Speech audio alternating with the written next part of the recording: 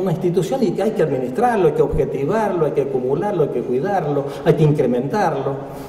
Bueno, son todas cualidades que tienen una cultura, repito, una cultura institucional, así como los individuos tienen cultura. Pero no nos olvidemos que estas distinciones que estamos haciendo son distinciones analíticas, no son distinciones que están en la realidad. Ambas cosas van juntas. Entonces, cambian los sujetos y cambian las instituciones también. Esto es muy interesante. Se puede hacer, a veces cambia la institución, cambia el reglamento, por ejemplo. Cambia los reglamentos, cambia el programa, es un cambio institucional eso. Y los individuos muchas veces no siguen esos cambios, o no se adaptan a los nuevos contextos institucionales. O se incorpora una nueva tecnología, se importan, no sé, pizarrones electrónicos. Bueno, las instituciones cambian a un ritmo distinto a los sujetos o a los agentes. Puede haber sujetos conservadores en instituciones que se modernizan, entonces uno tiene que adaptarse a los nuevos contextos institucionales. O a veces hay individuos que vienen con una ¿cómo diría yo?, contemporáneos, actualizados en pedagogía y llegan a instituciones antiguas y se sienten mal. Pueden cambiar los sujetos y las instituciones no acompañar, o pueden cambiar las instituciones y los sujetos no acompañan esos cambios de las instituciones, entonces se producen situaciones conflictivas. Bueno, la cuestión docente, ¿cuál es? Yo, bueno, no es el momento, reenfoqué, entre que llegué del hotel que me enteré que había 20 minutos. Pero yo comenzaba con esta cosa como para hablar de la condición docente, pero es un indicador un poco, ¿cómo diría?, efectista, es un indicador efectista de una serie de investigaciones que hicimos incluso acá en Uruguay. Comenzamos en el año 2000, cuando Juan Carlos estaba director del IPE. Yo coordiné un programa de investigación que fue una especie de sociología de los maestros, una sociología muy descriptiva de los docentes argentinos, a través de una muestra nacional que se hizo, el primer estudio muestral nacional con 2.500 docentes argentinos, que después el mismo cuestionario se aplicó acá con la NEP en Uruguay, en el 2002, creo que fue. Después lo hicimos en Perú, en Brasil y en México. Y recuerdo que una de las preguntas que le hacíamos era a los docentes, queríamos conocer cuáles eran sus expectativas futuras de desarrollo personal en el futuro. Le hacíamos una pregunta a usted, ¿cuáles son sus aspiraciones laborales en los próximos años? Y le ofrecimos una serie de alternativas, entre las cuales estaba ser director, ser supervisor, seguir trabajando donde está trabajando, seguir trabajando como maestro, pero en otra institución, ¿no? Ahí le sugeríamos cambiar de institución, trabajar como, no sé, ser especialista en educación, en planificación, dedicarse a una actividad que no tiene nada que ver con la educación, jubilarse, en fin, un montón de alternativas. Entonces recuerdo que a mí me sorprendió el primer dato que fue el de la Argentina. 45% de los docentes, solo 45%, así tituló el diario La Nación en Argentina, en la primera página cuando difundimos los resultados de la investigación, dice solo 45% de los docentes argentinos quieren seguir siendo docentes. El resto que quería hacer, el resto quería estar la mayoría de ellos dentro del sistema escolar, pero quería ser director, supervisor, secretario, miembro de la UNESCO, no sé, investigador educativo, cualquier cosa, menos seguir en el aula, digamos, ese era el asunto. En Uruguay 60%, fíjense qué interesante, era el más alto de los países. Después me acuerdo, estaba México, México sí, en México solo 35%. A mí me sorprendió lo de México porque tienen carrera, tienen un nivel salarial, no sé, no Flavia conocer. Yo tenía, digamos, unos prejuicios que uno tiene, yo vivía allá, voy seguido, pensé que en México, bueno, la condición era un poquito más favorable, que era mayor el porcentaje, pero bueno, hay una especie, yo lo uso esto como un indicador de malestar. No tengo cifras comparativas, ustedes saben que en sociología todo es relativo, tendríamos que tener un estudio con abogados, con médicos, por ejemplo, le preguntado a los médicos, a ver usted, ¿a qué aspiran en los próximos años? No creo que tan alto hubiera sido el porcentaje de gente que quiere dejar el consultorio o el quirófano, que todos quieran ser director de hospital, funcionario del Ministerio de Salud, no creo. Tengo la hipótesis que esto es particular, esta situación de insatisfacción es particular de este oficio, porque este es un oficio complejo. No me voy a detener. No me responde el... Allá está, sí. La primera vez sí, se portó bien, ahora ya no. Bueno. No, yo digo que dejémoslo, porque no me voy a guiar por esto, pero había una sí que me interesaba particularmente, pero vamos si lo logro mover después. Digo que entre las características que tiene este oficio, que la distinguen de otros oficios, es que, sintetizo en esta, hay muchas cualidades, todas juntas distinguen al oficio. Camina, así, tú seguí, a ver ya que lograste. Ahí está, déjamelo ahí. Gracias. Entre las características que son distintivas de este oficio, desde el punto de vista sociológico, es un oficio feminizado, tenemos una larga historia, hay oficios mucho más recientes.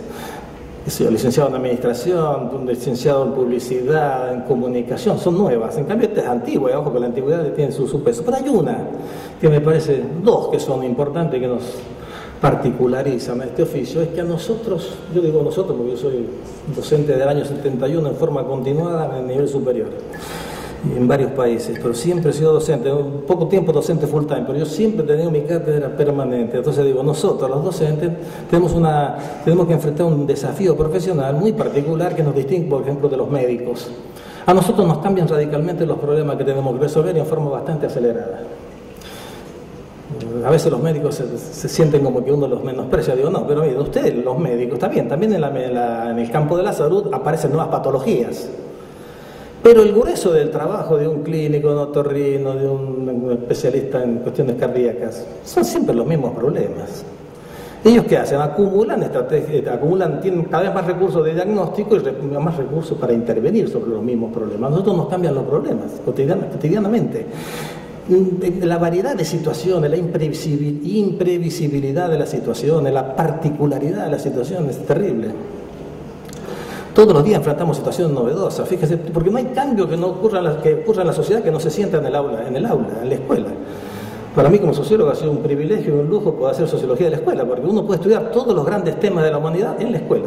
No hay transformación social que no se siente en la escuela. Cambios culturales, políticos, económicos, en la estructura social, pobreza, cultura, religión, todo se siente en la escuela. Y todo eso provoca. Nos cambian los alumnos, por ejemplo, nosotros. ¿Qué tiene que ver un chico de 15 años de hoy con un chico de 15 años de 20 años, cuando estábamos en el instituto formándonos como docentes? Muchas veces los hermanos de 20 no entienden a los hermanitos de 13. Un chico de 20 que tiene un hermano de 13, dice, yo no lo entiendo su lenguaje, no sé qué piensa, la verdad que no lo entiendo ni cómo se viste. O sea, que nos cambian los alumnos, fíjense ustedes. Y nos cambian el conocimiento, cambian todos los aparatos culturales. O sea, a nosotros nos cambian en forma muy acelerada los problemas que tenemos que resolver. Esto me parece que es muy importante. Y están cambiando ahora también los contextos institucionales en los que estamos trabajando. No voy a hacer acá un planteamiento micro, no tengo ni idea de cuáles son las transformaciones organizativas que ha vivido esta institución a lo largo de su larga y rica historia, pero existe todo uno de los grandes temas de discusión de política educativa, no sé si se lo ha planteado Juan Carlos esta mañana, o ayer, perdón, que es que hay todo un intento de transferir al campo de los sistemas de prestación de servicios públicos como salud, educación, los modos de gestión y de organización de la producción y el trabajo que se han desarrollado en el capitalismo contemporáneo. El capitalismo contemporáneo en su primera etapa adquirió una forma de organización que se conoció como fordista, taylorista, que era la contracara de la burocracia en el sector público. Estructuras jerárquicas, centralizadas, con división del trabajo entre los que planifican y diseñan nuevos productos y los que producen, con un sistema de vigilancia permanente, una frondosidad de reglas y normas. O sea, la ambición de la burocracia era que toda la acción humana, eso sí era estructuralismo, la acción humana tenía que ser el resultado de obediencia a normas. Todo lo que hay que hacer estaba escrito.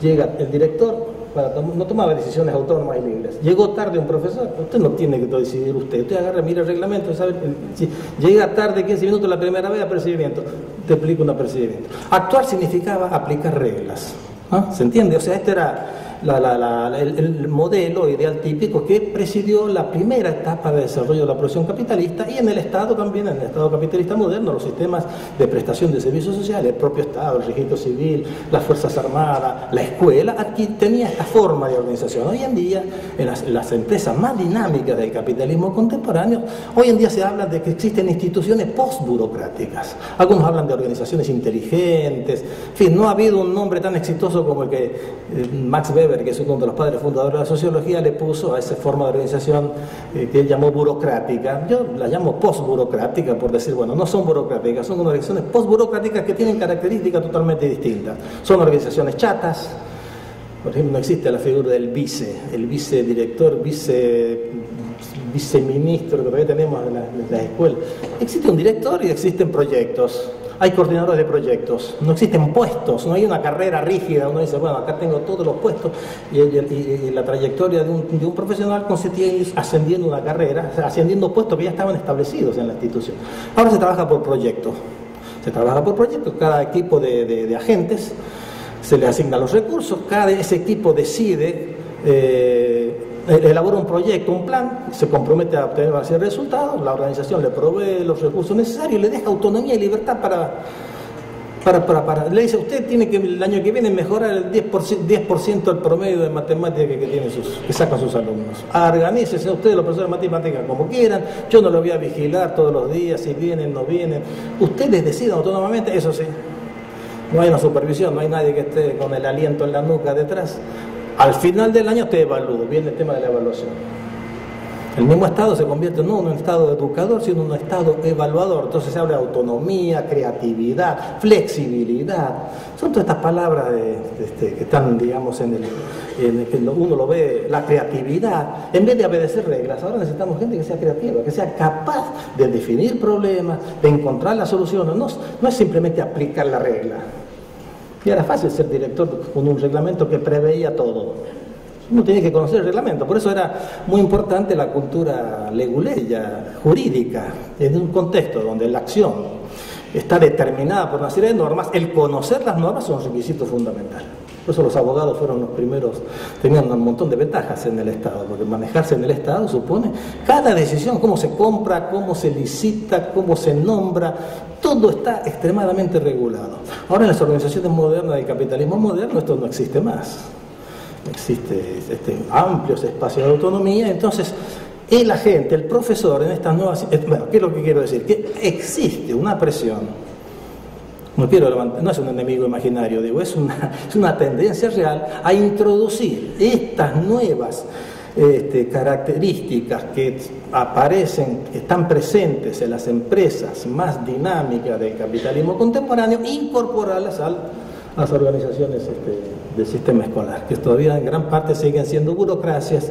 Yo suelo llamarle burocracias degradadas, porque no son burocracias, no se respetan las reglas. Por ejemplo, existen las reglas, pero si se aplicaran las organizaciones no funcionarían. Entonces hay una especie de suspensión de la aplicación de la regla. La regla ha quedado como una cáscara a la burocracia, como una cosa formal, pero que no determina realmente la acción de los agentes. Porque en muchas áreas públicas del Estado, aún incluso el sistema educativo, tuviéramos que respetar las reglas, sería un desastre el sistema escolar. Bueno, entonces burocracia degradada, este es el nuevo contexto en el que tiene que desarrollar el trabajo el maestro.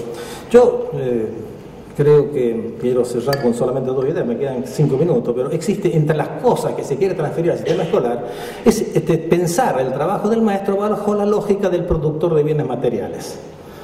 En términos economicistas, la producción capitalista, al trabajador, al productor, se le provee una serie de insumos, él maneja una serie de técnicas, tiene conocimiento para modificar esos insumos y elaborar un producto. La lógica insumo, proceso, producto. Esa lógica de insumo, proceso, producto se quiere aplicar al trabajo docente. Este es un gran debate ahora, porque la cuestión docente está en el centro de las agendas políticas educativas de muchos países de América Latina, desde México, pasando por Perú. Por ejemplo, la evaluación de los maestros. No sé si ha llegado acá.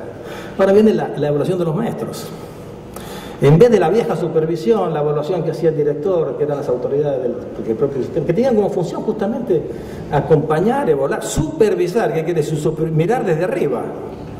Esa es la raíz del concepto, era te miro desde arriba, yo tengo autoridad y te miro, te voy a observar si estás cumpliendo el reglamento o no estás cumpliendo el reglamento, estás cumpliendo tu función como dice el reglamento o no lo estás cumpliendo. Ahora se reemplaza por el tema de la evaluación, ¿no? Autonomía, pero yo te evalúo al final del año.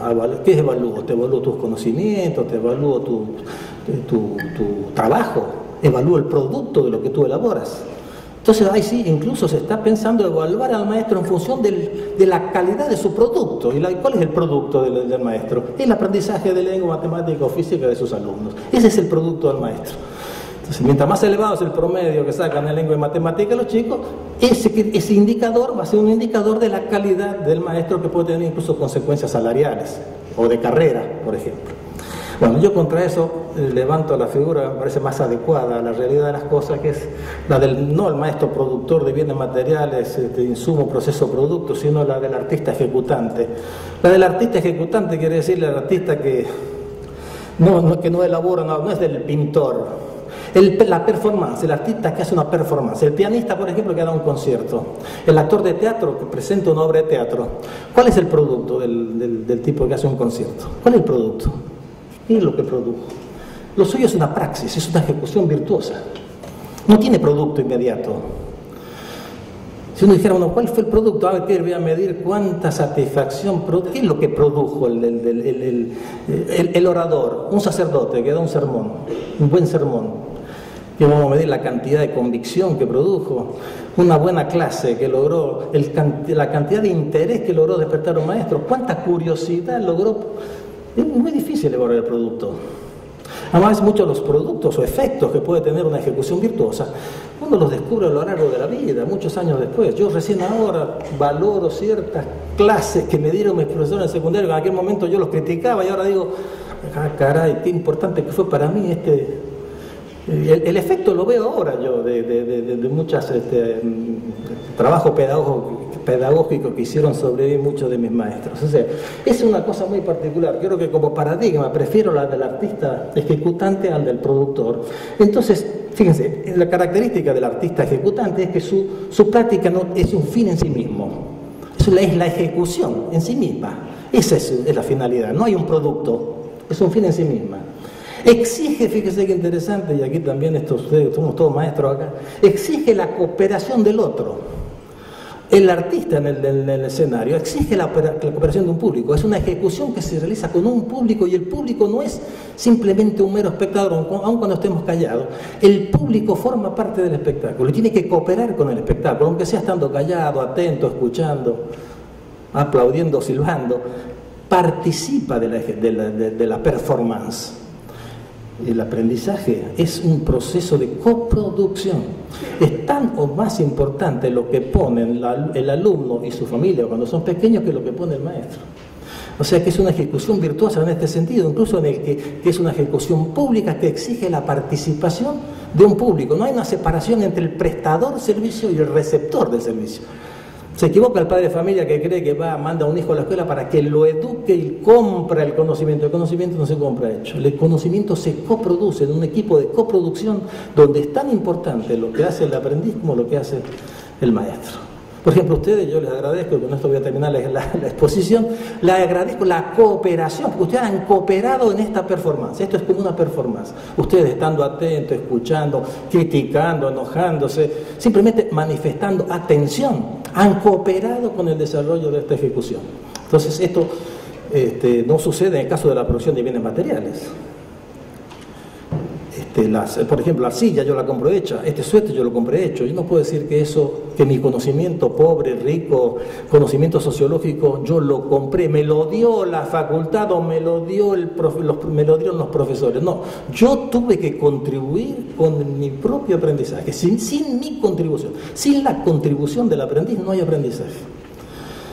Yo quería seguir más adelante con esto, no voy a seguir, pero creo que uno de los grandes problemas que tenemos en las sociedades contemporáneas y que tenemos que enfrentar los docentes en las aulas, yo siempre me he preocupado son muchos los problemas que hay, pero hay dos. Uno, el problema de la construcción de la autoridad, de la cual no enuncio solamente, no avanzo más, tengo alguna filmina, me falta un minuto, pero el otro, segundo, es cómo hacer para lograr la cooperación del aprendiz para que haya aprendizaje. Para mí esto me parece que es un desafío fundamental, es una de las competencias que tiene que tener un buen maestro ejecutante, es cómo lograr la cooperación, o, dicho en otras palabras, cómo hacemos para generar interés por aprender, cómo hacemos para generar demanda de conocimientos. Si no hay ese interés, esa demanda y ojalá la pasión por ese contenido que yo quiero transmitir, no hay aprendizaje.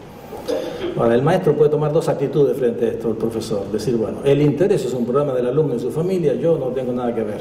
Yo le enseño al que le interesa, al que no me interesa matemáticas, se embromó. Al que no le interesa mi clase ahora, que se embrome. Yo no tengo ninguna responsabilidad. No, si yo soy un maestro democrático y creo realmente, y tengo ese compromiso, esa pasión por el aprendizaje, y creo que el conocimiento hoy en día es un derecho de estos chicos, que va a constituir una condición de su felicidad futura. Y yo tengo ese principio de solidaridad elemental, humano, por la construcción de una sociedad justa. Yo tengo que desarrollar, y estoy convencido que el cálculo, que la lectoescritura es un recurso estratégico fundamental para ser alguien en la vida.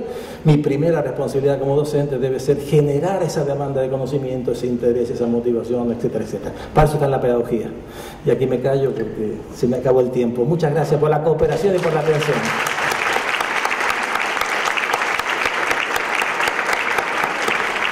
Bueno, lamentamos que el tiempo sea escaso, pero seguramente la cantidad de ideas acá vertidas por el licenciado Emilio Tenti Fanfani nos han dejado pensando y van a ser varias las preguntas que seguramente te haremos.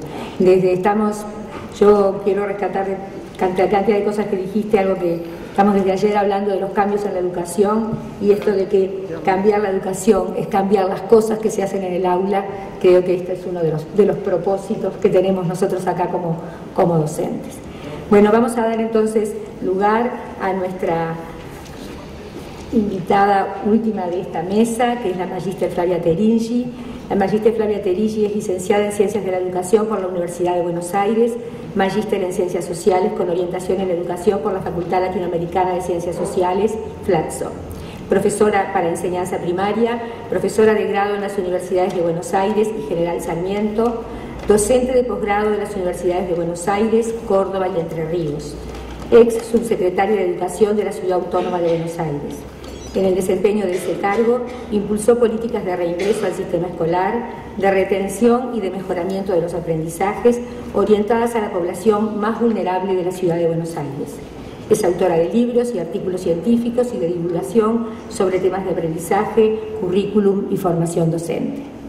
Flavia. Bueno, buenas tardes.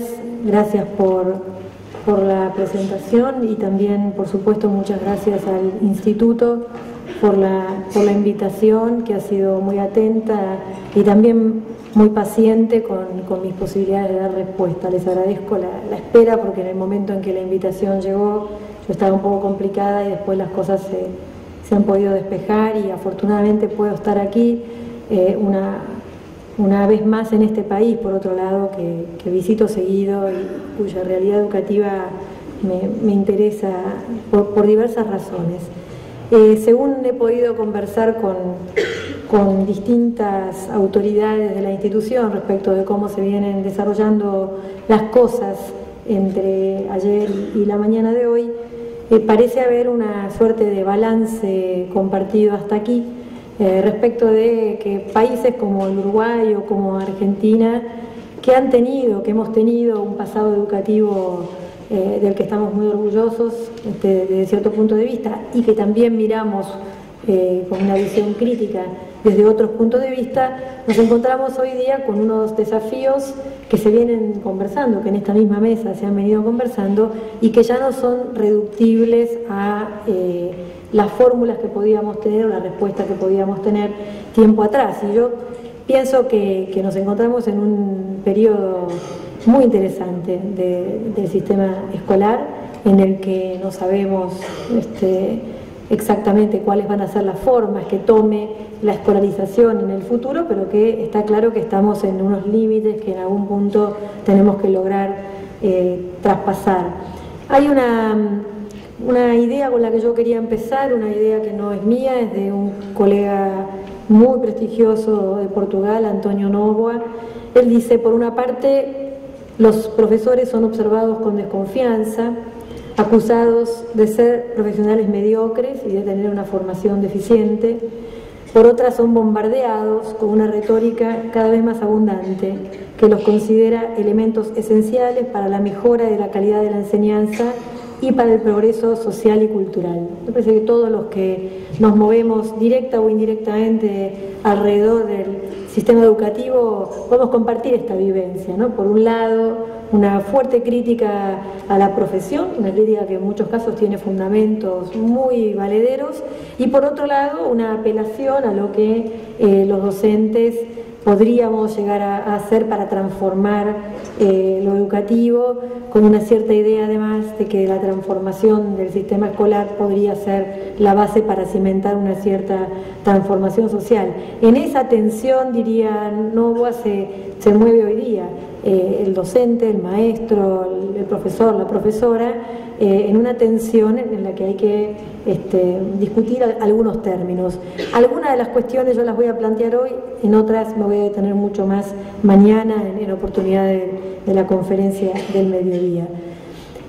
Lo que puse en pantalla es un enunciado básico sobre la enseñanza, uno de muchos que uno podría recoger, yo lo recogí de dos autores muy reconocidos en el campo de la didáctica, que son particularmente el primero, Fenstermacher y Soltis, un enunciado básico sobre la enseñanza que tiene ahí una suerte de fórmula compuesta por un docente, un estudiante. Una virtud que tiene esta fórmula respecto de antiguas fórmulas sobre la enseñanza es que es una fórmula que considera que es parte de lo que modula la enseñanza, tanto la cuestión del contenido como la cuestión de los propósitos que se siguen respecto del acto de enseñar. Y esta fórmula, con todo lo interesante que es, con todo lo rica que es respecto de fórmulas más antiguas, diádicas o triádicas, que enfatizan únicamente el docente, el estudiante y el contenido, sigue teniendo el problema que señalaron tanto Edith como Emilio, el problema de que la enseñanza está definida como si las condiciones institucionales no intervinieran modulando el acto de enseñar del mismo modo que intervienen los estudiantes o que intervienen los propósitos. Hoy en día estamos mucho más acostumbrados a pensar que la enseñanza no puede ser la misma, dada la variedad, la heterogeneidad y la especificidad de las poblaciones escolares, y por ahí, en cambio, hay menos trabajo sobre lo que significa o sobre cómo incide en el trabajo de enseñar la variabilidad de las condiciones institucionales. Entonces yo quisiera hacer un subrayado sobre estas condiciones institucionales, dado el tema de la mesa y dado que me han pedido un aporte que sea